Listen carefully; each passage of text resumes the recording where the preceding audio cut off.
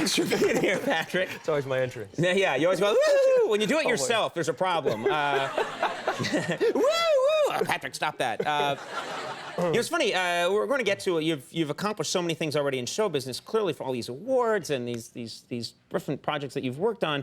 But I was reading up on you today, and there was just something that struck my imagination. It's just you come from a family of anchormen. I do, from the Legend of Ron Burgundy people. Yeah, exactly. Yes, that's right. do. And you actually, your dad, brother, yes. Your dad, John Wilson, is an anchorman. John Wilson, he's an anchorman. And then your brother went into it as well. On the same station, believe it or not. It's so funny because it's not something you think of as being like, that's the family business. I know. Anchorman. I know, but it's kind of funny. My brother always just wanted to do it, so I loved watching them on TV, but that was certainly nothing that I wanted to do. We actually, and we had pictures of them. They really look like anchormen. Look at that. These guys, your dad and your brother really look like anchormen. Well, it's the hair. Yeah. Really. We actually wanted to see what it would look like if you were also decided to go into the business and became an anchorman. There you are. Wow. You should do it. It'd be good. That is hot. Yeah. That is really terrible. But it's so funny. What's it like around the dinner table? It must be a strange experience with different anchormen. And everyone has low voices, and everyone kind of leans in when they talk to you. How was your day today, son? It was fine, Dad. Great. Good to see you. Yeah.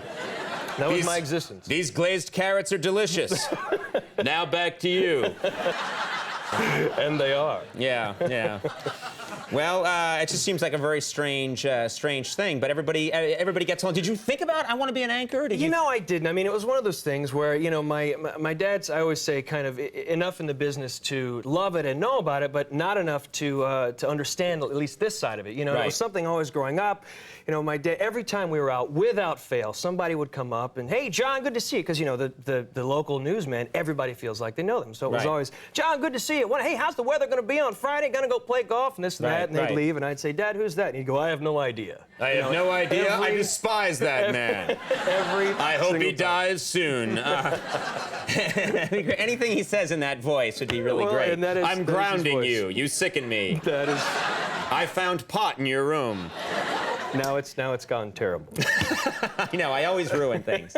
Now, let's talk about something pleasant. Okay. Angels in America, people loved it, absolutely loved it. And you, as great as an opportunity that was for you, you got to work with Al Pacino, a legend. I know. What's Al Pacino like? He's a good softball player. Really? No, he's well, he actually is. It's very funny. We one time I was going to do an interview actually, and the guy doing the interview on me saw him before he was going to interview me and said, Al, I'm going to interview Patrick Wilson. Can I get a few words? And he said, yeah, he's a great softball player, and which is not really very funny. Thanks for the reaction. You said it's not. Yeah. They saved me. We can always add that in editing later. Wait, that's illegal. No, it's awful. No, he's awesome. He's such an unbelievable actor. But is he good? Can he play? Is he good? Is he intense when he? Because he's so intense as an actor. Is he an intense softball player? Yeah. One weekend we were. I was fortunate to go up to his house and play softball, and he's very, very, very competitive, right? Right. So he gets a double. He's on second, and my buddy Fred is playing shortstop, and Fred says, Al, you're the go-ahead run, and he goes, oh, I know, baby, I know. So sure enough, the next guy up hits a line drive out of the outfield. He runs rounding third, and he is cooking, and he'll be like hoo-ah, hoo-ah, and he's just hoo-ah. He's taken off, and he I think his knee kind of buckles, and it's not funny at all. Right. A crippling injury that may end his career. It's Al Pacino. Yeah. And he goes into home plate and actually ends up falling over home plate into his backstop, and which again not funny. But no, that's actually pretty funny now. No. He had this net, and he has this full-on backstop at his place. Right. But he ends up tumbling over. Oh God, Pat, can you help me? And I went over there and pulled him out of the wreckage. And, people thought I had killed Scarface. But, right. Which you'd be blamed for. Which I would, and I think I am. Okay, so I want to ask you about you did the full Monty, which is a play with stripping. It's not the half Monty. And that's your problem.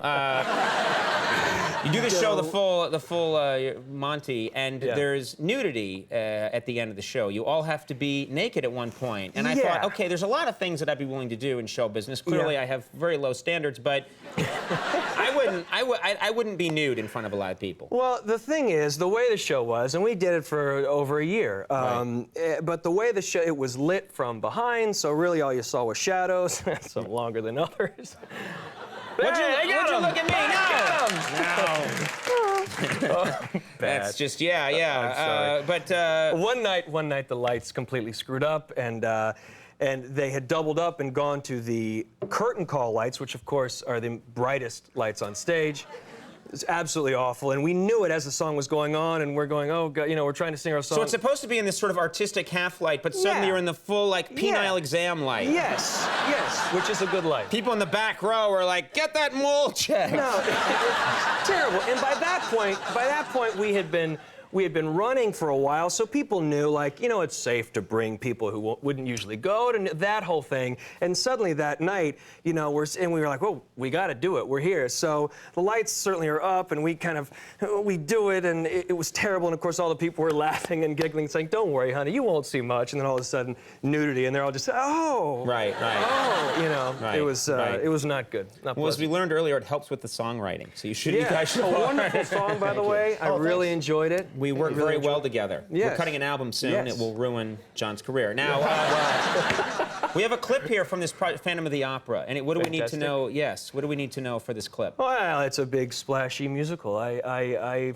don't know. I actually don't even know the clip. That's how prepared I am. I don't know which clip you're seeing. I hope it's from the movie. Okay, well, what if it just wasn't from the movie? We should start doing that. Let's take a look at this clip from the Phantom of the Opera. Ralph! Whatever you believe, this man, this thing, it's not your father.